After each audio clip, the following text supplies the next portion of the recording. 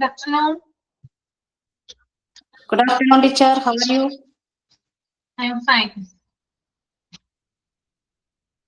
എങ്ങനെ ഇരിക്കുന്നു നിങ്ങളൊക്കെ? സുഖമായിട്ടിരിക്കുന്നോ? Yes, teacher. സുഖായിരിക്കുന്നു.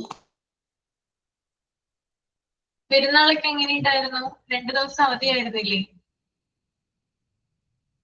Yes, teacher. വീട്ടിൽ പോയി ഇതാ ഇന്നലെ രാത്രി തിരിച്ചെത്തി. കാരണം ഇന്ന് മുതൽ മോന് ക്ലാസ് ഉണ്ട്. 10th-ലാണ്, അതുകൊണ്ട് ക്ലാസ് ഉണ്ട്. അതുകൊണ്ട് വേഗം ഓടി വന്നു. ഓക്കെ. കുറച്ചുപേരെ കയറിയിട്ടുള്ളൂ അല്ലേ? Yes teacher. ചിലപ്പോ ഇന്നും ലീവാണെന്ന് വിചാരിച്ചോന്നറിയില്ല.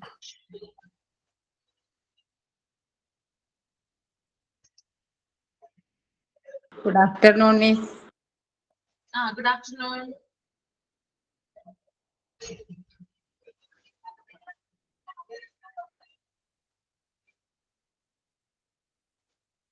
ഓക്കെ, പ്രയർ ആരാ ചെയ്യാം? പ്രയർ ആരാ ചെയ്യാം?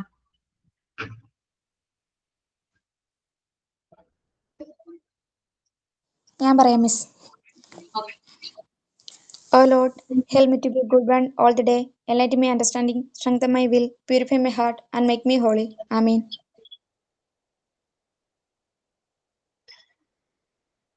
ഇത് തോട്ട് പറയാമോ ആർക്കെങ്കിലും? Thought of the day. Yes teacher, ഞാൻ പറയാം. Good afternoon, everyone. Before I share today's thought, I would like to warmly invite our respected Aparna teacher,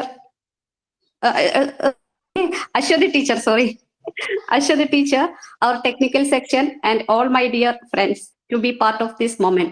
Let's begin our day with a positive and inspiring thought that I will guide us throughout. Life is a canvas of ever-changing colors, intricate patterns, and unpredictable textures. Every moment is a brushstroke, every decision a deliberate mark, and every experience a unique shade that blend into the masterpiece of our existence. ജീവിതം എന്നത് നിരവധി വർണ്ണങ്ങളും രൂപങ്ങളും നിറഞ്ഞ ഒരു canvas പോലെയാണ്. ഓരോ നിമിഷവും, ഓരോ തീരുമാനവും, ഓരോ അനുഭവവും നമ്മുടെ ജീവിതം മനോഹരമാക്കുന്നു. Thank you. സോറി ടീച്ചർ, പെട്ടെന്ന് പേര് മാറിപ്പോയി. അശ്വതി ടീച്ചർ പറഞ്ഞ ടീച്ചറായി പോയി. അത് സാരില്ല, പ്രശ്നമൊന്നുമില്ല, സംഭവിക്കാവുന്നതല്ലേ. ഓക്കെ.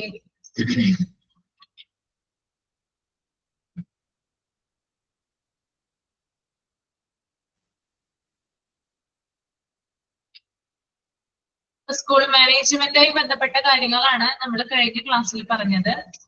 ഇനി അടുത്തത് ക്യാൻവാസിംഗ് ആൻഡ് പ്രൊപ്പഗൻഡാസ് ആണ്. നമ്മൾ ഫസ്റ്റ് ക്ലാസ്സിൽ പറഞ്ഞിട്ടുണ്ടായിരുന്നു ഇതുമായി ബന്ധപ്പെട്ട കാര്യങ്ങൾ കുറച്ച്. നമുക്ക് ഇതിനകത്ത് എന്താണ് പറയുന്നതെന്ന് നോക്കാം. അപ്പൊ നിങ്ങളൊന്ന് റീഡ് ചെയ്യാം, മൈൻഡിൽ ഒന്ന് റീഡ് ചെയ്യുക കേട്ടോ. Canvassing and പ്രൊപ്പഗൻഡാസ്.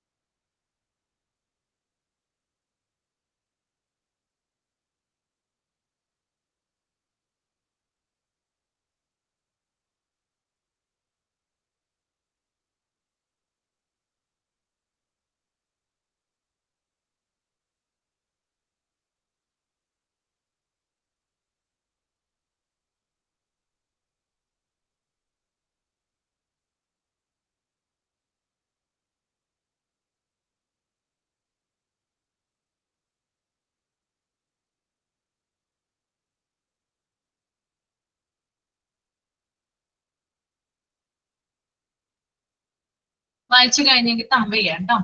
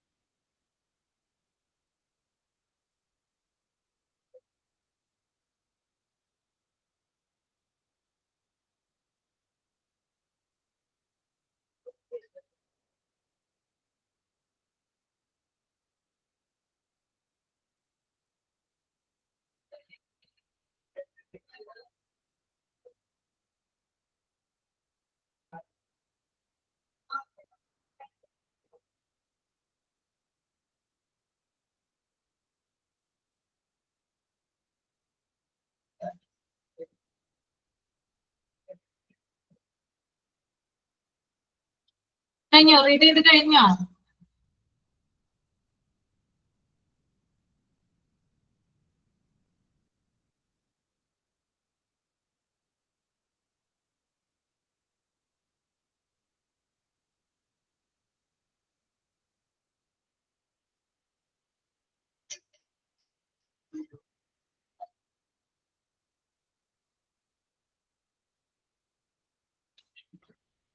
ഓക്കെ, പറയുന്നത് ക്യാൻവാസിംഗ് ആൻഡ് പ്രൊപ്പഗൻഡാസില് കുറച്ച് കാര്യങ്ങൾ പറയുന്നുണ്ട്. അതായത് നമ്മൾ ചില സ്കൂളുകളെ കാണാൻ പറ്റും. ചില സ്കൂളുകൾ എന്ന് പറഞ്ഞാൽ അവിടെ കുട്ടികൾ എന്ന് പറയുന്നത് വളരെ കുറവായിരിക്കും.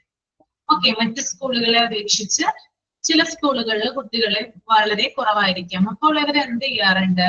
ക്യാൻവാസ് ചെയ്യാറുണ്ട് കുട്ടികളെ, അല്ലെങ്കിൽ കുറേയധികം പ്രചരണങ്ങൾ നടത്താറുണ്ട് കുട്ടികളെ എന്താ പറയാ സ്കൂളിൽ ജോയിൻ ചെയ്യിക്കുന്നതിന് വേണ്ടിയിട്ട്, അല്ലെങ്കിൽ അവരെ അഡ്മിഷൻ എടുപ്പിക്കുന്നതിന് വേണ്ടിയിട്ട് കുറെ കാര്യങ്ങൾ ചെയ്യുന്നു. അതിനകത്ത് ഈ സ്ട്രെങ്ത് കുറഞ്ഞ സ്കൂളുകളിലാണ് ഇത് കൂടുതലായിട്ടും നടത്തുന്നത്. അതിനായിട്ട് അവര് പ്രയോഗിക്കുന്ന പ്രധാനപ്പെട്ട ചില മാർഗങ്ങൾ എന്ന് പറയുന്നത്, ഒന്ന് അഡ്വർടൈസ്മെന്റ് ഏർപ്പെടുത്തുക. അതായത് പരസ്യങ്ങളിലൂടെ എന്ത് ചെയ്യുക, കുട്ടികൾക്ക് ഇവരുടെ സ്കൂളിനെ കുറിച്ചുള്ള മെസ്സേജ് പാസ് ചെയ്യുക. ചിലപ്പോ അതുപോലെ തന്നെ ബ്രോഷറുകൾ പുറപ്പെടുവിക്കുക, ചില ബ്രോഷേഴ്സ്, പിന്നെ അതുപോലെ തന്നെ നോട്ടീസുകള്, അങ്ങനെയുള്ള കാര്യങ്ങളൊക്കെ എന്ത് ചെയ്യാം, ഇവര് ഇറക്കിയിട്ട് എന്ത് ചെയ്യും, ഇത് മറ്റുള്ളവരിലേക്ക് അല്ലെങ്കിൽ പാരന്റ്സിന്റെ കയ്യിലോ അല്ലെങ്കിൽ കുട്ടികളുടെ കയ്യിലോ ഏത് രൂപേണയും എന്ത് ചെയ്യാൻ നോക്കും, ഇത് എത്തിക്കാനായിട്ട് നോക്കും. അപ്പൊ ഇത് കാണുമ്പോൾ എന്താ ചെയ്യാം, കുട്ടികൾക്ക് അതിനകത്ത് പല പല ഓഫറുകളും ഞാൻ പറഞ്ഞു, 9ാം ക്ലാസ്സിൽ പറഞ്ഞിട്ടുള്ളതായിരുന്നു. പല പല ഓഫറുകളും കാര്യങ്ങളും ഒക്കെ വെച്ചിട്ടുണ്ടാവും. ചില സ്കൂളുകളിൽ യൂണിഫോം ഫ്രീ ആയിട്ട് കൊടുക്കുന്നത് കാണാം, സ്കൂൾ ബാഗ് ഫ്രീ ആയിട്ട് കൊടുക്കുന്നത് കാണാം, നോട്ട് ബുക്കുകള് അതൊക്കെ ഫ്രീ ആയിട്ട് കൊടുക്കുന്നതായിട്ട് കാണാം. അപ്പൊ ഇതൊക്കെ എന്തിന്റെ ഭാഗമായിട്ടാണ്? സ്കൂളില് കുട്ടികളെ ചേർക്കുന്നതിന്റെ ഭാഗമായിട്ട് ഇവര് നടത്തുന്ന ചില പരസ്യ പ്രചരണങ്ങളെയാണ് ക്യാൻവാസിംഗ് ആൻഡ് പ്രൊപ്പഗൻഡാസ് എന്ന് പറയുന്നത് കേട്ടോ. പല രൂപേണയും ആകാം. ഇപ്പൊ ഇത് സോഷ്യൽ മീഡിയയിലൂടെ ആവാം, അതായത് ഫേസ്ബുക്കിലൂടെ, ഇൻസ്റ്റഗ്രാമിലൂടെ, വാട്സപ്പ് ഗ്രൂപ്പിലൂടെ ഒക്കെ എന്ത് ചെയ്യാം, ഇത്തരത്തിലുള്ള അഡ്വർടൈസ്മെന്റ് നടത്താം. ഇത് കാണുമ്പോൾ എന്താണ്, കുട്ടികൾക്ക്, അതായത് പാരന്റ്സിനെയാണല്ലോ കൂടുതൽ ഇൻഫ്ലുവൻസ് ചെയ്യേണ്ടത്. ഇത് കാണുമ്പോൾ പാരന്റ്സിന് തോന്നണം തന്റെ കുട്ടികളെ ആ സ്കൂളിൽ ചേർക്കണമെന്ന് പാരന്റ്സിന് തോന്നൽ ഉണ്ടാവുകയും അത് അവർക്ക് അനുകൂലമായിട്ട് അല്ലെങ്കിൽ പോസിറ്റീവായിട്ട് സ്കൂളുകാർക്ക് വരികയും ചെയ്യുന്നു. ഓക്കെ, നമ്മൾ വെറുതെ ഇരിക്കുന്നതല്ല അല്ലെ, നമ്മൾ ഇത്തരത്തിലൂടെ, അതായത് ഏതൊരു സ്ഥാപനമാണെങ്കിലും, ഇത് സ്കൂള് തന്നെയല്ലേ, ഏതൊരു സ്ഥാപനമാണെങ്കിലും അതിന് കുറച്ച് എന്താ പറയാ പബ്ലിക് ആയിട്ടുള്ള കുറച്ച് റിവ്യൂസ് ഉണ്ടെങ്കിൽ മാത്രമാണ്, അല്ലെങ്കിൽ പബ്ലിസിറ്റി ഉണ്ടെങ്കിൽ മാത്രമാണ് എന്ത് ചെയ്യാം, സ്ഥാപനത്തിലേക്ക് ആളുകൾ വരിക, അറിയാം. നാലാളും അറിയുന്നത് എങ്ങനെയാണ്, ഇങ്ങനെ മാർക്കറ്റിംഗ് അല്ലെങ്കിൽ അഡ്വർടൈസിങ് നടത്തുന്നതിലൂടെയാണ് അത് അറിയുന്നത് അല്ലെ. അല്ലെങ്കിൽ അറിയാനായിട്ട് സാധിക്കോ? നമ്മളൊരു സ്ഥാപനം നടത്തുന്നു, ഒരു സ്കൂൾ അല്ലെങ്കിൽ ഒരു സ്ഥാപനം, ഇൻസ്റ്റിറ്റ്യൂഷൻ നടത്തുവാണ്, നമ്മൾക്കും അതുപോലെ തന്നെ അതായത് ആ ഇൻസ്റ്റിറ്റ്യൂഷന്റെ ഓണർക്കും അതുപോലെ അവിടെയുള്ള സ്റ്റാഫുകൾക്കും മാത്രമേ അറിയുള്ളൂ ഇങ്ങനെ ഒരു സ്ഥാപനം ഉണ്ടെന്ന്. മറിച്ച് വേറെ ആർക്കും അറിയില്ല. അപ്പൊ അവർക്ക് കസ്റ്റമേഴ്സിനെ കിട്ടുമോ? അവർക്ക് കസ്റ്റമേഴ്സിനെ ഇല്ല, കിട്ടില്ല അല്ലെ. അപ്പൊ പബ്ലിസിറ്റി അല്ലെങ്കിൽ മാർക്കറ്റിംഗ് തന്ത്രത്തിലൂടെയാണ് ഓരോ ആളുകളെയും ഇൻസ്റ്റിറ്റ്യൂഷനിലേക്ക് ചേർക്കുന്നത്. ഒരു ഇൻസ്റ്റിറ്റ്യൂഷൻ ആയിക്കോട്ടെ, ഒരു സ്കൂൾ ആയിക്കോട്ടെ, അവർ ഇറക്കുന്ന ചില മാർക്കറ്റിംഗ് തന്ത്രങ്ങളുണ്ട്. പലതരത്തിലുള്ള മാർക്കറ്റിംഗ് തന്ത്രങ്ങളുണ്ട് കേട്ടോ. അത് മാർക്കറ്റിംഗിലൊക്കെ വരുമ്പോഴാണ് അതിനെക്കുറിച്ച് PG നമ്മൾ പഠിക്കും. കൂടുതൽ അഡ്മിനിസ്ട്രേഷനും കാര്യങ്ങളൊക്കെ വരുമ്പോൾ അതിനകത്ത് പഠിക്കാറുണ്ടത്. അപ്പൊ ഇപ്പൊ നമ്മൾ ഒരു പരസ്യം കാണുന്നു, പരസ്യം എന്ന് പറയുന്നത് മാർക്കറ്റിംഗിന്റെ ഭാഗമാണ്. ടിവിയിൽ ഒരു പരസ്യം കാണുന്നു, അല്ലെങ്കിൽ നമ്മൾ മൊബൈൽ തുറക്കുമ്പോൾ ഒരു ആഡ് കാണുന്നു. ഇതൊക്കെ എന്തിന്റെ ഭാഗമായിട്ട് വരുന്നതാണ്? ഇതൊക്കെ മാർക്കറ്റിംഗിന്റെ ഭാഗമായിട്ട് വരുന്നതാണ്. ടിവിയിൽ നമ്മളിപ്പോ ഒരു മൊബൈൽ ഫോണിന്റെ പരസ്യം കാണുവാണ് അല്ലെ. ഓണം സീസൺ അല്ലെങ്കിൽ വിഷു സീസൺ, ക്രിസ്മസ് ഒക്കെ ആകുമ്പോൾ കുറെ അധികം ഓഫറുകളും കാര്യങ്ങളും ഒക്കെ ഓരോരോ പ്രൊഡക്ട്സിനും ഉണ്ടാവും. ഇത് കാണുമ്പോൾ ചിലപ്പോൾ ഡിസ്കൗണ്ട് ഉണ്ടായിരിക്കാം, അല്ലെങ്കിൽ പകുതി വിലയായിരിക്കാം, അല്ലെങ്കിൽ ഒന്നെടുത്താൽ ഒന്ന് ഫ്രീ ആയിരിക്കാം. ഇതൊക്കെ എന്താണ്? മാർക്കറ്റിംഗ് തന്ത്രമാണ്. അതുപോലെ തന്നെയാണ് സ്കൂളുകളും എന്ത് ചെയ്യുന്നത്? ഇത്തരത്തിലുള്ള കാര്യങ്ങൾ പ്രൊവൈഡ് ചെയ്തുകൊണ്ട്, പലതരത്തിലുള്ള കാര്യങ്ങൾ ഫ്രീ ആയിട്ട് കൊടുത്തുകൊണ്ട് കുട്ടികളെ അവരിലേക്ക് അടുപ്പിക്കുന്നത്. ഓക്കെ, അപ്പൊ അതാണ് ആ ഒരു പാരഗ്രാഫ് പറയുന്നത് കേട്ടോ. Next one types of canvassing ആണ്. ഒന്ന് വായിക്കട്ടോ. നിങ്ങൾ റീഡ് ചെയ്തോ? ടൈപ്സ് ഓഫ് ക്യാൻവാസിംഗ് റീഡ് ചെയ്തായിരുന്നോ? റീഡ് ചെയ്തായിരുന്നോ? റീഡ് ചെയ്തല്ലേ? അപ്പൊ നമുക്ക് നോക്കാം എന്താണെന്ന്. അതായത് ഫസ്റ്റ് ടൈപ്പ് ഓഫ് ക്യാൻവാസിംഗ് എന്ന് പറയുന്നത് ഡോർ ടു ഡോർ ക്യാൻവാസിംഗ് ആണ്. ഫസ്റ്റ് ടൈപ്പ് അല്ലെ. അതായത് ഡോർ ടു ഡോർ നമുക്കറിയാം, ഓരോ വീടുകളിലും ചെന്ന് എന്ത് ചെയ്യുന്നത്, ഓരോ വീട്ടുപടി തോറും അല്ലെങ്കിൽ വീട്ടുവാതിൽ തോറും എന്ത് ചെയ്യുന്നുണ്ട്, പോകുന്നുണ്ട്. എന്തിനു വേണ്ടിയിട്ട്? കുട്ടികളെ ജോയിൻ ചെയ്യിപ്പിക്കാൻ വേണ്ടിയിട്ട്. അതായത് ഈ ഒരു മാസമൊക്കെ ഇപ്പൊ നമുക്ക് സ്കൂൾ അവധിയാണ് അല്ലെ. ഈ ഒരു മാസങ്ങളിലൊക്കെ എന്ത് ചെയ്യും ടീച്ചേഴ്സ്, സ്കൂളിലെ ടീച്ചേഴ്സ് എന്ത് ചെയ്യാറുണ്ട്? ഇപ്പോൾ ഡിവിഷൻ ഫാളൊക്കെ വരാൻ പോകുന്ന, അല്ലെങ്കിൽ ഡിവിഷനൊക്കെ ഇല്ലാതായി പോകാൻ പോകുന്ന സ്കൂളുകളൊക്കെ ആണെങ്കിൽ, ഒറ്റയടിക്ക് കുറെ അധികം ഡിവിഷൻസ് ഒക്കെ നഷ്ടപ്പെടാൻ പോകുന്ന സ്കൂളുകളൊക്കെ ആണെങ്കിൽ അവർ എന്ത് ചെയ്യും? ഈ സമയത്ത് പല വീടുകളിലായിട്ട് അവര് കയറി ഇറങ്ങുന്നത് കാണാം. അതിനെയാണ് നമ്മൾക്ക് എന്ത് പറയാൻ സാധിക്കുക? ഡോർ ടു ഡോർ ക്യാൻവാസിംഗ് എന്ന് പറയാനായിട്ട് സാധിക്കാം. സ്കൂള് തുടങ്ങുന്നതിന്, അതായത് അക്കാദമിക് ഇയർ തുടങ്ങുന്നതിന് ഒരു 1-2 മാസം മുമ്പാണ് ഇത്തരത്തിലുള്ള ക്യാൻവാസിംഗ് കൂടുതലായിട്ട് കാണപ്പെടുന്നത്. ഓക്കെ, അതുപോലെ തന്നെ എന്താ പറയാ, നമ്മൾ ഇത്തരത്തിലുള്ള ക്യാൻവാസിംഗ് നടത്തുമ്പോൾ ഒരു തരത്തിൽ പറഞ്ഞാൽ സ്കൂളിന്റെ പ്രസിദ്ധി നഷ്ടപ്പെടുത്തുന്ന പറയുന്നത്, പോപ്പുലാരിറ്റി. കാരണം ആളുകൾക്ക് അറിയാനായിട്ട് സാധിക്കും. അതായത് അവിടെ കുട്ടികൾ ഇല്ലാത്തത് കൊണ്ടാണ്, അല്ലെങ്കിൽ അവിടെ കുട്ടികളുടെ കുറവ് വന്നത് കൊണ്ടാണ് ഇത്തരത്തിൽ ടീച്ചേഴ്സ് എന്ത് ചെയ്യുന്നത്, കുട്ടികളെ ജോയിൻ ചെയ്യിപ്പിക്കാനായിട്ട് നടക്കുന്നുണ്ടെന്ന് മനസ്സിലാക്കാനായിട്ട് സാധിക്കും. അപ്പൊ ഇത്തരത്തിലുള്ള ക്യാൻവാസിംഗ് ഒരു തരത്തിൽ പറഞ്ഞാൽ ബിസിനസിന്റെ ഭാഗമായിട്ട്, അവരുടെ ബിസിനസിന്റെ ഭാഗമായിട്ട് നടത്തുന്നു. അതുപോലെ തന്നെ ഇത് പോസിറ്റീവ് ആയിട്ടുള്ള ഒരു ഫലം അല്ലെങ്കിൽ റിസൾട്ട് ഇത് ഉണ്ടാക്കുന്നില്ല. ചിലപ്പോ ആളുകള് ഇതിനകത്ത് കുറെ അധികം ടീച്ചേഴ്സ് ഒരുമിച്ച് കുറെ വീടുകളിൽ കയറി ഇറങ്ങിയിട്ടും കുട്ടികൾ പലവരും ആ സ്കൂളിൽ ചേരുന്നില്ല എങ്കിൽ അത് ആളുകൾ അതിനെ ബാഡ് ആയിട്ടാണ് കാണുന്നത്. അല്ലെങ്കിൽ ഇത്തരത്തില് പരസ്യപ്പെടുത്തുന്ന സ്കൂളുകൾ തങ്ങളെ സ്കൂളിൽ ചേർക്കാൻ വേണ്ടിയിട്ടാണ് ഇത്തരത്തിലുള്ള ആളുകൾ ഇങ്ങനെ നടക്കുന്നതെന്ന് മനസ്സിലാക്കി കഴിഞ്ഞാല് അത് ഒരു ബാഡ് എഫക്റ്റ് ഉണ്ടാക്കാനുള്ള സാധ്യതയും കൂടുതലായിട്ട് കാണപ്പെടുന്നു. അപ്പൊ ഇതൊരു നല്ലൊരു പ്രവണതയല്ല. ഇങ്ങനെ എന്താ പറയാ, കയറി നടക്കുന്നതും അല്ലെങ്കിൽ വീട് തോറും കയറി ഇറങ്ങുന്നതും ഒക്കെ ഒരു നല്ല ടെൻഡൻസി ആയിട്ട് നമുക്ക് പറയാനായിട്ട് സാധിക്കില്ല. ഓക്കെ, ഇപ്പൊ പഴയതുപോലെ ആൾക്കാർ അങ്ങനെ ആരും പോയാലൊന്നും ചേർക്കുന്നില്ല. അവരുടെ മനസ്സിൽ ഇപ്പൊ ഒരു ഫിക്സഡ് സ്കൂൾ ഉണ്ട്, ഇന്ന സ്കൂളിൽ ചേർക്കുന്നുള്ളത്. അപ്പൊ അതിലേ അവർ ചേർക്കും എന്തായാലും. അതെ, അതിലേ അവർ ചേർക്കുള്ളൂ. അത് രണ്ടാമത്തേൽ വരുന്നുണ്ട്. അപ്പൊ ഇത് ഡോർ ടു ഡോർ ക്യാൻവാസിംഗ് എന്ന് പറഞ്ഞാൽ ഇത്തരത്തിലുള്ള ക്യാൻവാസിംഗ് ആണ്. രണ്ടാമത്തേത് ഇൻഡോർ ക്യാൻവാസിംഗ് ആണ്. Giving good education to the present students, continuing discipline, strictly cogent the enquiries.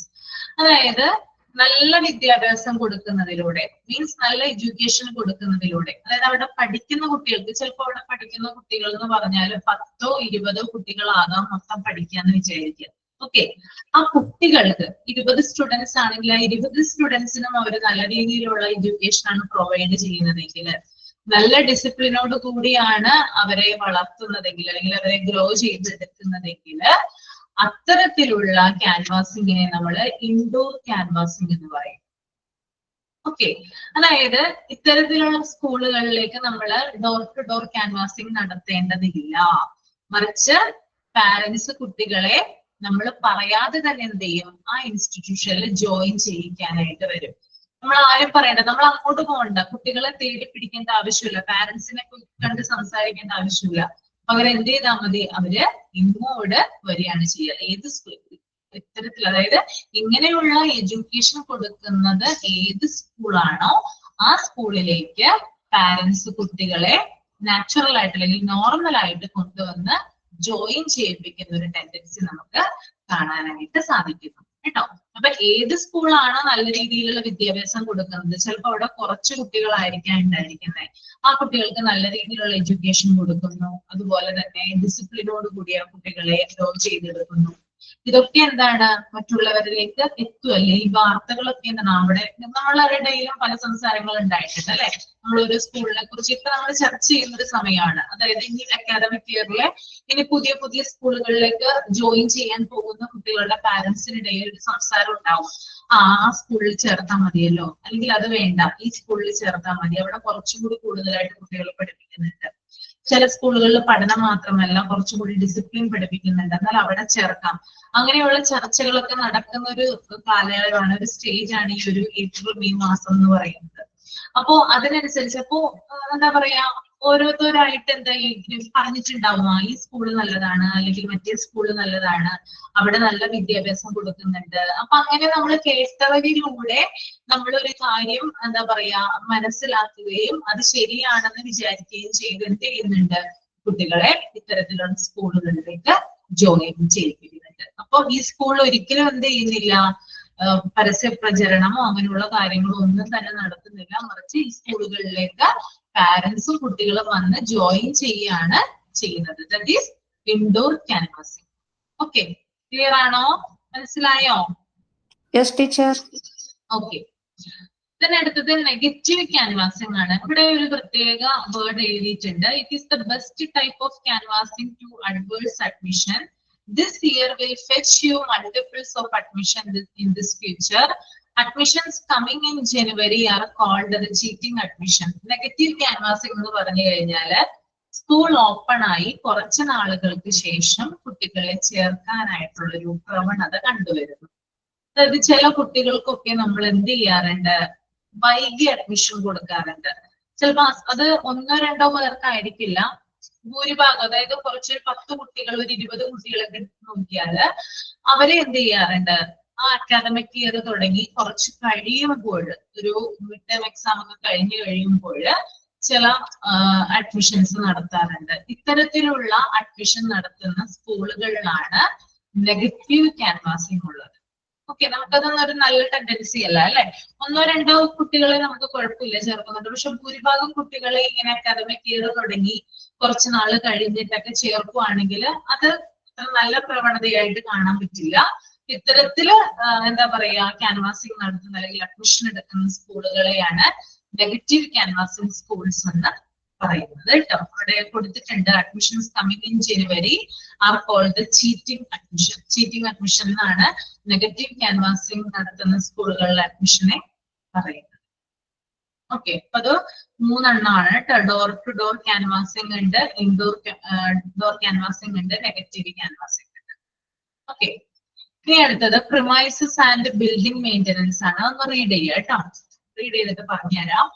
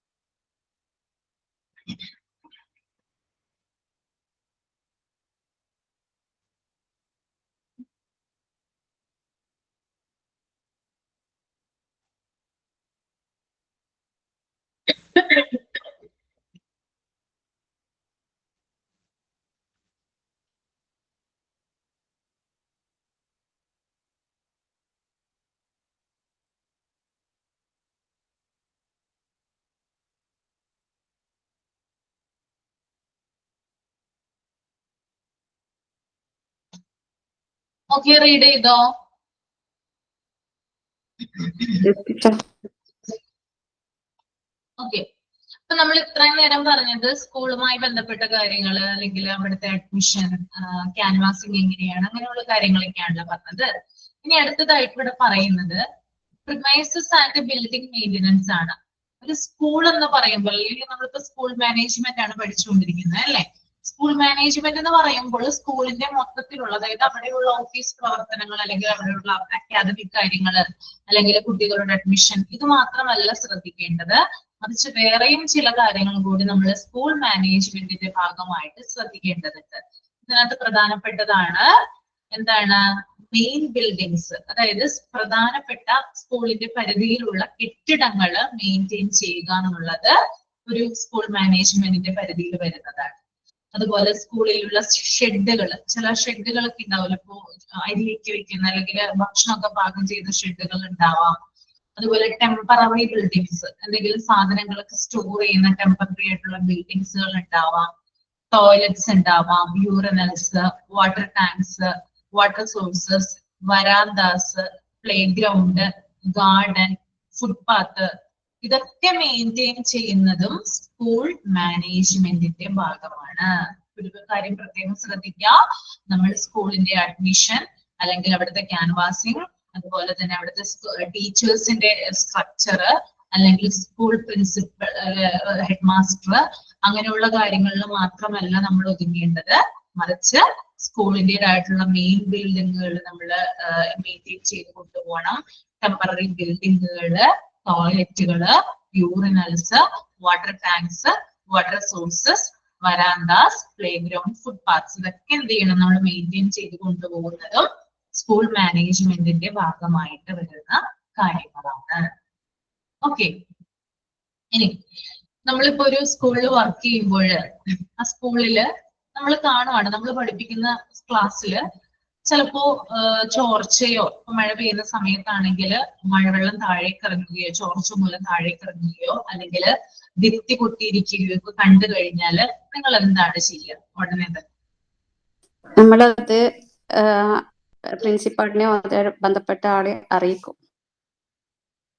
അതെ, ഇവിടെ പറയുന്നുണ്ട് എന്തെങ്കിലും, അതായത് ബിൽഡിങ്ങിൽ എന്തെങ്കിലും ലീക്കേജോ ക്രാക്കിങ്ങോ ഡാമേജസ് ഒക്കെ ഉണ്ടെങ്കിൽ അതൊരിക്കലും നമുക്ക് ശരിയാക്കാനായിട്ട് പറ്റിയെന്ന് വരില്ല അല്ലെ.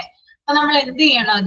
അത് ബന്ധപ്പെട്ട ഹയർ അതോറിറ്റിയെ നമ്മൾ അറിയിക്കണം. നമ്മുടെ സുപ്പീരിയർ എന്ന് പറഞ്ഞാൽ ഹെഡ് മാസ്റ്റർ ആണ് അല്ലെ. അവരുടെ ശ്രദ്ധയിൽപ്പെടുത്തുകയും അവരത് മാനേജ്മെന്റിന്റെ ശ്രദ്ധയിൽപ്പെടുത്തുകയും തുടർന്ന് അതിനൊരു സൊല്യൂഷൻ ഉണ്ടാക്കുകയുമാണ് ചെയ്യുന്നത്. അപ്പൊ നമുക്ക് ഇത്തരത്തിലുള്ള, അതായത് നമ്മൾക്ക് പല സാഹചര്യങ്ങളുണ്ട്. സ്കൂളിലാണ് നമ്മള് വാർത്തകളിലൊക്കെ കേൾക്കാറുണ്ട് അല്ലെ. ഇപ്പൊ നമ്മൾ ഈ അടുത്ത് കുറച്ച് നാള് മുമ്പ് ഒരു വാർത്തയിൽ കേട്ടതാണ്, പാമ്പുകടി ഏറ്റ് സ്കൂൾ വിദ്യാർത്ഥിനി മരിച്ചു. കേട്ടിട്ടില്ല? നിങ്ങള് കേട്ടിട്ടുണ്ടായിരുന്നോ? എവിടെയാ? അത് ഇടക്ക് ആൾക്കാരുണ്ട് കാട് പ്രദേശത്തൊക്കെയുള്ള സ്കൂളിലെല്ലാം. അതെ, അതായത് കുട്ടിയെ കളിച്ചുകൊണ്ടിരിക്കുകയായിരുന്നോ പഠിച്ചുകൊണ്ടിരിക്കുകയായിരുന്നോ എന്ന് എനിക്ക് കറക്റ്റ് ആയിട്ട് അറിയില്ല. പാമ്പുകടി ഏറ്റ് ക്ലാസ് റൂമിൽ വെച്ചിട്ടാണ് കുട്ടി മരിച്ചത്. അപ്പൊ ഇതൊക്കെ എന്താണ്? നമ്മള് സ്കൂൾ കെട്ടിടങ്ങള് നേരാവണ്ണം പരിപാലിക്കാത്തതിന്റെ കുറവ് മൂലമാണ് ഇങ്ങനെയുള്ള കാര്യങ്ങളൊക്കെ വരുന്നത് അല്ലെ. അതുപോലെ തന്നെ എന്താ പറയാ, മരങ്ങള്, അതായത് വളരെ അധികം പഴക്കമുള്ള മരങ്ങള്, ട്രീസ് ഒക്കെ ഉണ്ടാവും അല്ലെ, വലിയ മരങ്ങളൊക്കെ ഉണ്ടാകും.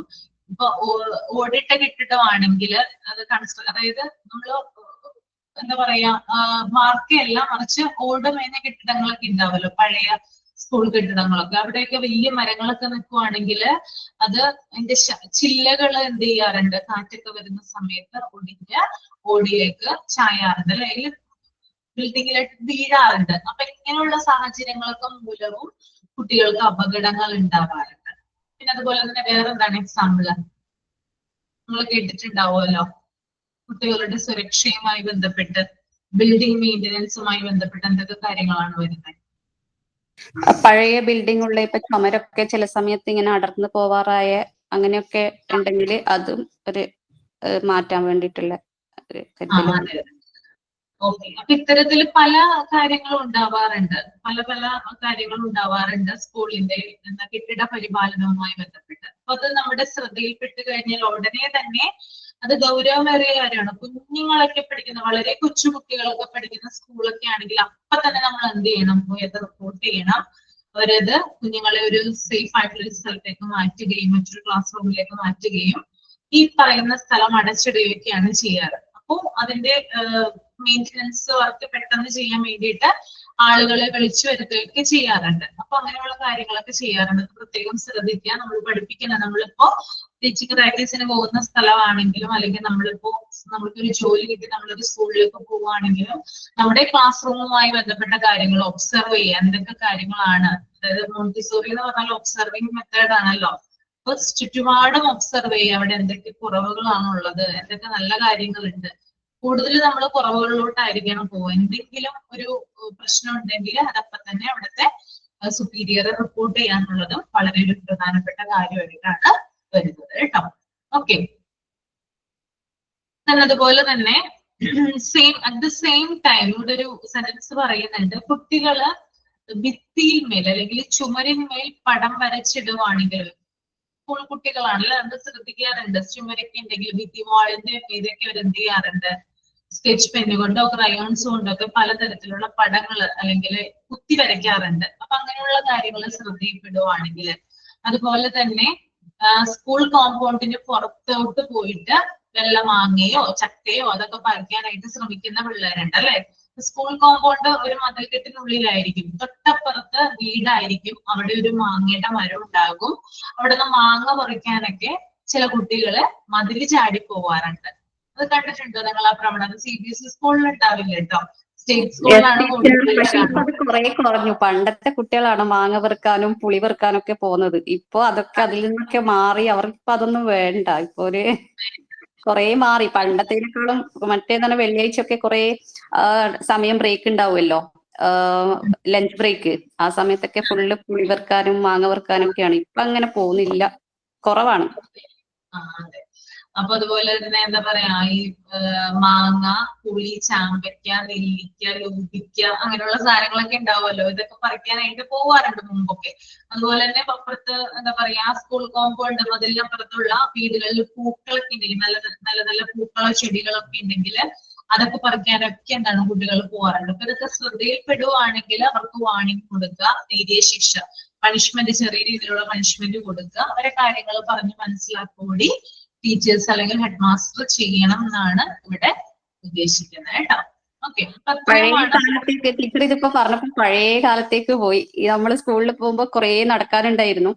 നടക്കുമ്പോ ഇതുപോലെ മാങ്ങ സീസൺ ആവുമ്പോ മാങ്ങയൊക്കെ പെറുക്കി ബാഗിലിട്ടിട്ടാ പോവുക. അപ്പൊ അത് വീട്ടുകാർ കാണും. അപ്പൊ അതിന് ശേഷം അവരെന്താ ചെയ്യാന്ന് വെച്ചാല് നമ്മള് പോകുന്നതിന് മുമ്പിൽ അവര് പെറുക്കിയിട്ട് മതിലിന്റെ മേലെ ഇങ്ങനെ വെക്കും, നമ്മൾ എടുത്തോട്ടെ, കാരണം ടൈം വെറുതെ ഇതാക്കണ്ടല്ലോ എന്ന് വിചാരിച്ചിട്ടായിരിക്കും. അപ്പൊ അതൊക്കെ ഓർമ്മ വന്നു ടീച്ചർ ഇപ്പൊ പറഞ്ഞപ്പോ അല്ലെ. ഓക്കെ, പിന്നെ അതുപോലെ തന്നെ സ്കൂളിന്റെ നേതൃത്വത്തില് ക്ലീനിങ് ഡേ ആയിട്ട് ഒരു ദിവസം ആചരിക്കണം എന്ന് പറയുന്നുണ്ട്. നമുക്കറിയാലോ, ഇപ്പൊ നമുക്കറിയാം ഗാന്ധി ജയന്തിയുടെ ഒക്കെ അന്നിട്ട് നമ്മൾ എന്ത് ചെയ്യാറുണ്ട്, ക്ലീനിങ് ഡേ ആയിട്ട് ആചരിക്കാറുണ്ട്. അതായത് ആ സ്കൂളുമായി ബന്ധപ്പെട്ടിട്ടുള്ള സ്ഥലങ്ങള്, അതായത് ഇപ്പൊ വരാന്ത ആയിക്കോട്ടെ, ഗ്രൗണ്ട് ആയിക്കോട്ടെ, ആ സ്കൂളിന്റെ എല്ലാത്തരം ഏരിയകളും അല്ലെങ്കിൽ കോർണറുകളും വൃത്തിയാക്കുക, ക്ലീൻ ആക്കുക എന്നുള്ള ഒരു കാര്യം കൂടി ചെയ്യിപ്പിക്കാറുണ്ട് കുട്ടികളെ കൊണ്ട്. അപ്പൊ അങ്ങനെയുള്ള കാര്യങ്ങൾ കൂടി കുട്ടികളെ കൊണ്ട് ചെയ്യിപ്പിക്കാനായിട്ട് ശ്രമിക്കണം, ടീച്ചേഴ്സിന്റെ സൂപ്പർവിഷനിൽ എന്നും കൂടി പറയുന്നുണ്ട് കേട്ടോ. അപ്പൊ ഇനി അടുത്തത് ഡിസിപ്ലിൻ ആൻഡ് മെയിൻ്റനൻസ് ആണ്. ഓക്കെ, അതും കൂടി നമുക്കൊന്ന് നോക്കാം. റീഡ് ചെയ്യാം കേട്ടോ നിങ്ങള്.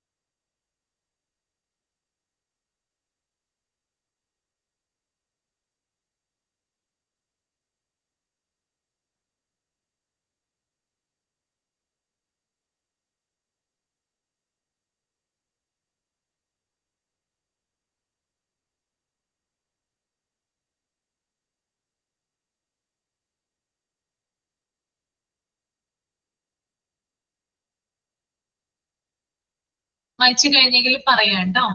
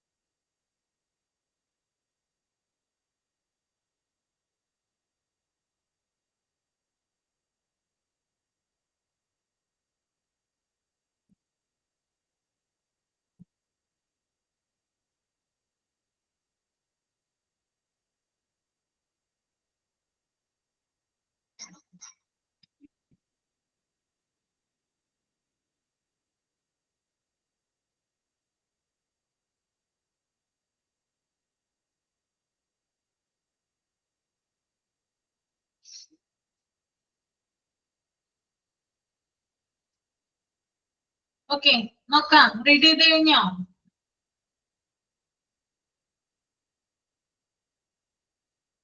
എക്സ്പ്ലെയിൻ ചെയ്തോട്ടെ.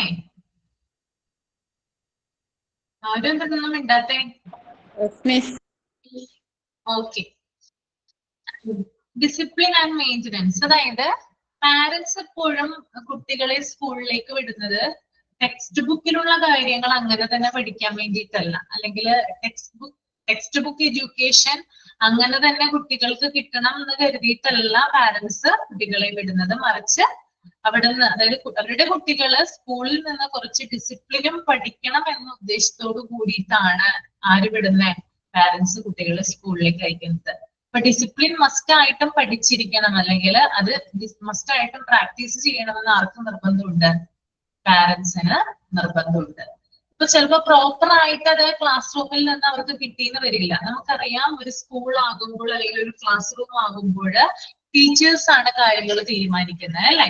കുട്ടികളെ കൊണ്ട് ഓരോ കാര്യങ്ങൾ ചെയ്യിപ്പിക്കുന്നത്, അല്ലെങ്കിൽ മുതിർന്നവരോട് എങ്ങനെ പെരുമാറണം, അല്ലെങ്കിൽ സൊസൈറ്റിയുമായിട്ട് കമ്മ്യൂണിക്കേറ്റ് ചെയ്യുമ്പോൾ നമ്മൾ പാലിക്കേണ്ട ചില മാനേഴ്സ് എന്തൊക്കെയാണ്, ഇതൊക്കെ ആരാണ് പറഞ്ഞു കൊടുക്കുന്നത്?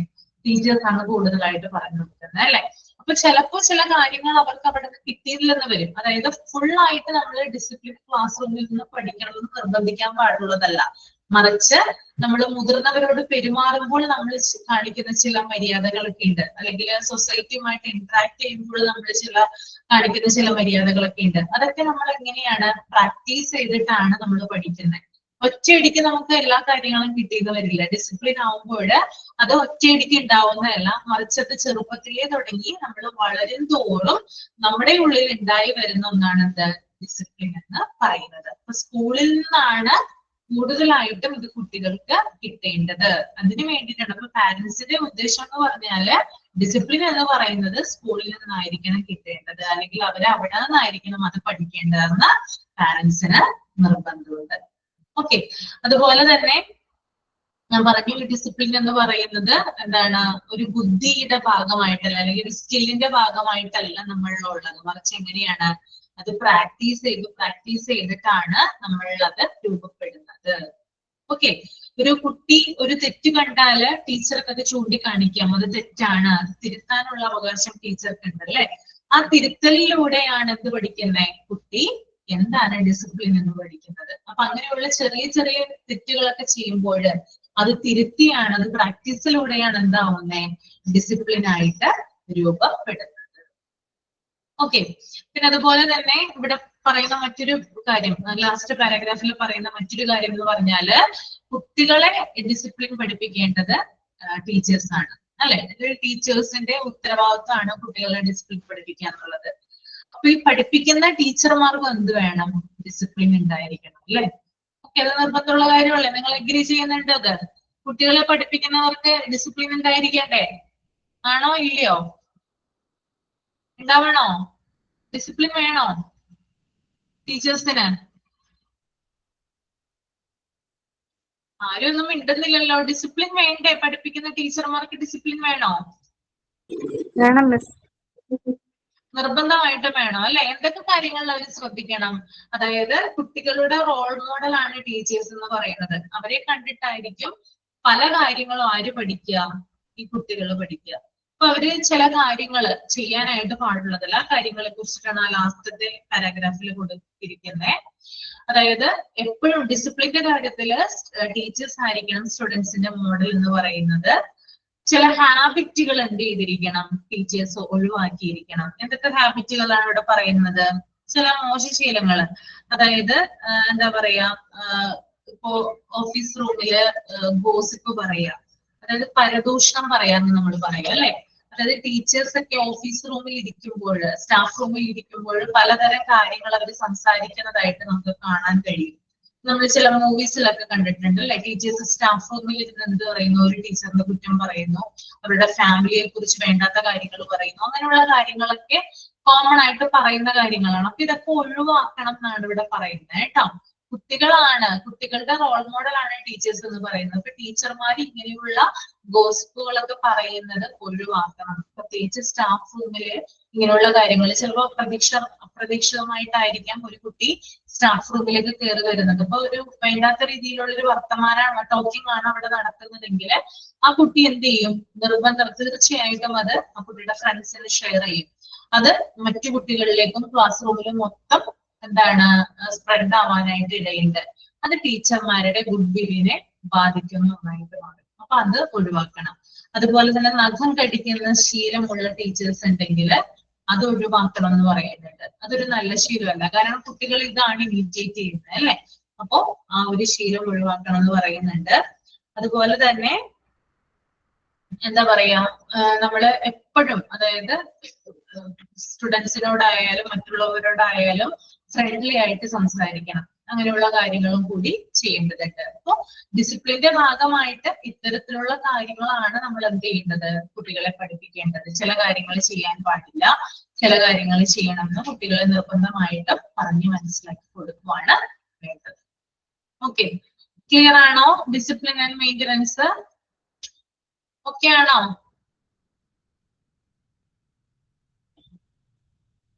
ഓക്കെ ആയോ?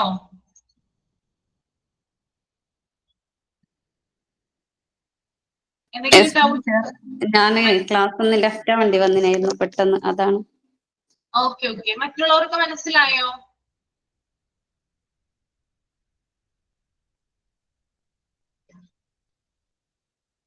ശ്യാമളകുമാർക്ക് മനസ്സിലായോ? ശ്യാമള മനസ്സിലായോ? മനസ്സിലായി മിസ്. സൗമ്യ പുരുഷോത്തമന് മനസ്സിലായോ? മനസ്സിലായി. ഓക്കെ ഓക്കെ, അപ്പോ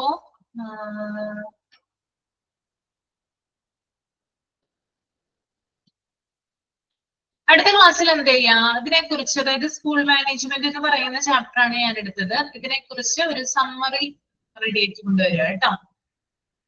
സമ്മറി എഴുതി കൊണ്ടുവരിക. എന്താണ് മനസ്സിലായിട്ടുള്ള കാര്യങ്ങളിൽ നിന്ന് എഴുതി കൊണ്ടുവരിക. അത് പോയിന്റ് ബേസ് ആയിട്ട് എഴുതാം, അല്ലെങ്കിൽ പാരഗ്രാഫ് ആയിട്ട് എഴുതാം.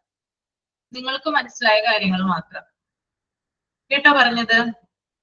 ടീച്ചർ ഇത്ര എടുത്തത് വരെയാണോ? ഇന്ന് എടുത്തത് വരെയാണോ? കംപ്ലീറ്റ് ആയി, ചാപ്റ്റർ കംപ്ലീറ്റ് ആയി, സ്കൂൾ മാനേജ്മെന്റ് മൊത്തം. Okay teacher. ഒന്ന് എഴുതിക്കൊണ്ട് വരാം കേട്ടോ. ഓക്കെ, ആക്ടിവിറ്റി ആണോ മിസ്സേ? ആക്ടിവിറ്റിയിൽ പെടുത്താം നമുക്ക്. നിങ്ങൾ ചെയ്യേണ്ടതാണ്, സബ്മിറ്റ് ചെയ്യേണ്ട ഒരു നോട്ട്. നിങ്ങൾ ഇപ്പൊ വർക്കൊക്കെ ചെയ്യുന്ന ഏതെങ്കിലും ഒരു നോട്ട് ബുക്കിലോ അല്ലെങ്കിൽ A4 ഷീറ്റിലോ എഴുതാവുന്നതാണ്.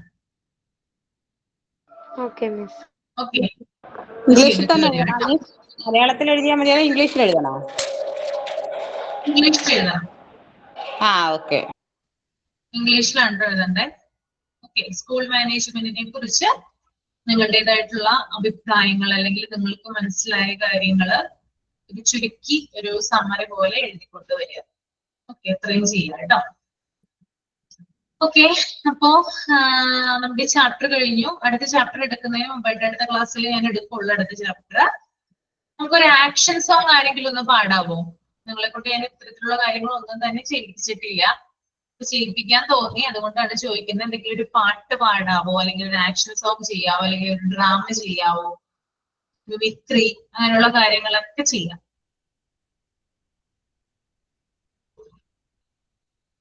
ഒരു പാട്ട് പാടിയാലും മതി, കുഴപ്പമില്ല.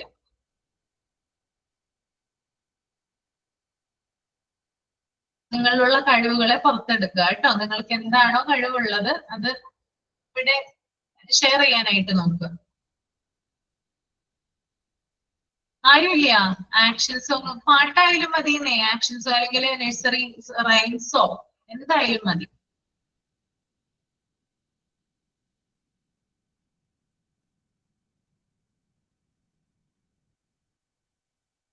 വീഡിയോ ഓഫ് ചെയ്തിട്ട് പാടിയാ മതിയോ? വീഡിയോ ഓൺ ചെയ്താൽ കുഴപ്പമൊന്നുമില്ല. വീഡിയോ ഓൺ ആക്കുന്നതിന് എന്തെങ്കിലും പ്രോബ്ലം ഉണ്ടോ ഗീതേ? നോ ടീച്ചർ, പ്രോബ്ലം ഇല്ല. വീഡിയോ ഓൺ ചെയ്യുമ്പോ ആക്ഷൻ ഒന്നും ശരിക്കും വരുന്നില്ല, അതാണ്.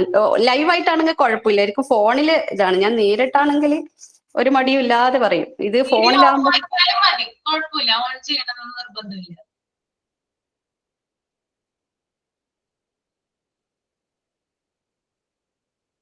അത് വീഡിയോ ഓൺ ചെയ്യുമ്പോ എന്താ പ്രശ്നം എന്ന് വെച്ചാൽ ഇത് ഫോണ് വെക്കാൻ വേണ്ടിയിട്ട് അത് മര്യാദക്ക് നിക്കില്ല. അതാണ് എവിടെയാണ് വെക്കണ്ടല്ലേ പെട്ടെന്ന് പറഞ്ഞതുകൊണ്ട്. ആ, കാര്യമില്ല, അത് ഒരു പ്രോബ്ലം ഇല്ല, ഓൺ ആക്കണ്ട. Video mute okay. ചെയ്തിട്ട് എല്ലാം കുഴപ്പമില്ല. ഞാൻ വേണമെങ്കിൽ എന്നെ കാണിച്ചു തരാം. ഓക്കെ. ഇഷ്ടം ഗീതയുടെ ഇഷ്ടം പോലെ ചെയ്തോളൂ. Hi teacher.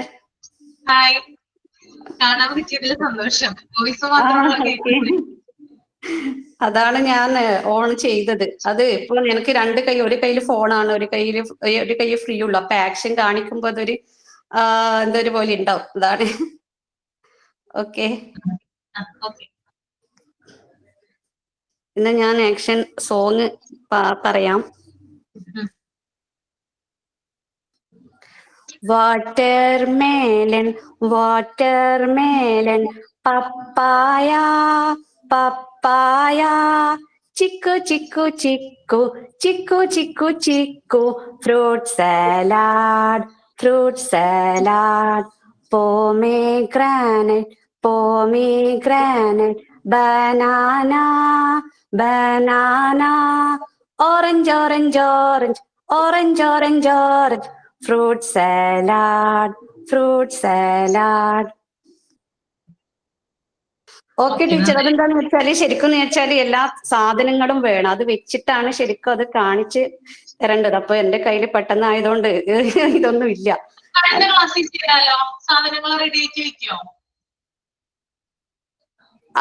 സാധനങ്ങള് ഇനി ഞാൻ വേറെ ആക്ഷൻ സോങ് നോക്കാം. ഇത് ഓൾറെഡി എല്ലാവരും കേട്ട് റിപ്പീറ്റേഷൻ എല്ലാവർക്കും ബോറിംഗ് ആയിരിക്കും. Okay teacher. അത് നമുക്ക് അടുത്ത ക്ലാസ്സിൽ ചെയ്യാം. അപ്പൊ റെഡി ആയിട്ട് വെക്കൂ കേട്ടോ. ഓക്കെ, നമുക്ക് ക്ലാസ് മാത്രമല്ലല്ലോ, ഇങ്ങനെയുള്ള ആക്ടിവിറ്റീസും കൂടി നമ്മൾ ചെയ്യണ്ടേ? അതല്ലേ മോണ്ടിസോറി. ഇനി വേറെ ആരാണ്? എല്ലാവരും ചെയ്യണം കേട്ടോ. എന്ത് ചെയ്യാത്തവരാണ് നിർബന്ധമായും അടുത്ത ക്ലാസ്സിൽ എന്തെങ്കിലും ഒരു കാര്യം ചെയ്തിട്ട് വരാം. എന്നിട്ട് എന്നെ അത് കാണിക്കണം.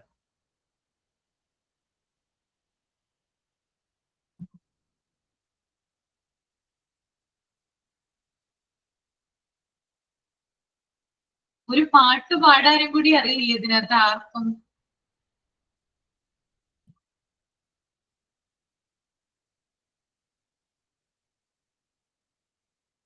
ഷിഫാന ഒരു പാട്ട് പാടാമോ? ഷിഫാന.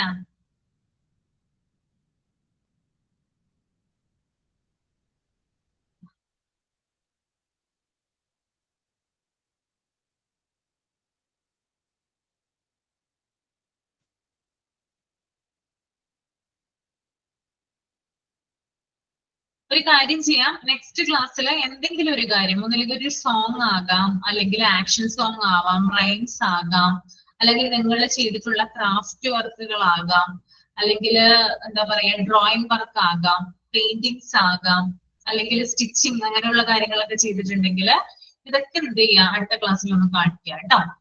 എന്തെങ്കിലും ഒരു കഴിവുണ്ടാവുമല്ലോ ആർക്കെങ്കിലും, അതൊന്ന് ക്ലാസ്സിൽ ഒന്ന് എക്സ്പ്രസ് ചെയ്യാനായിട്ട് ശ്രമിക്കാം. ഓക്കെ, റെഡി ആണോ എല്ലാവരും? ഓക്കെ ആണോ? തമ്പിട്ടിട്ടുണ്ട്. അപ്പൊ എല്ലാവരും റെഡി ആയിട്ട് വരട്ടെ. ഏതെങ്കിലും ഒരു കാര്യം ചെയ്യാം, ഒന്ന് മതി. Okay,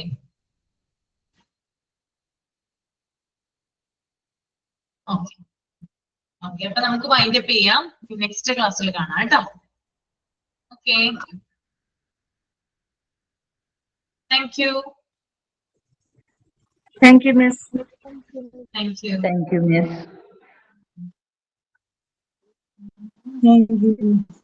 Thank you, Miss.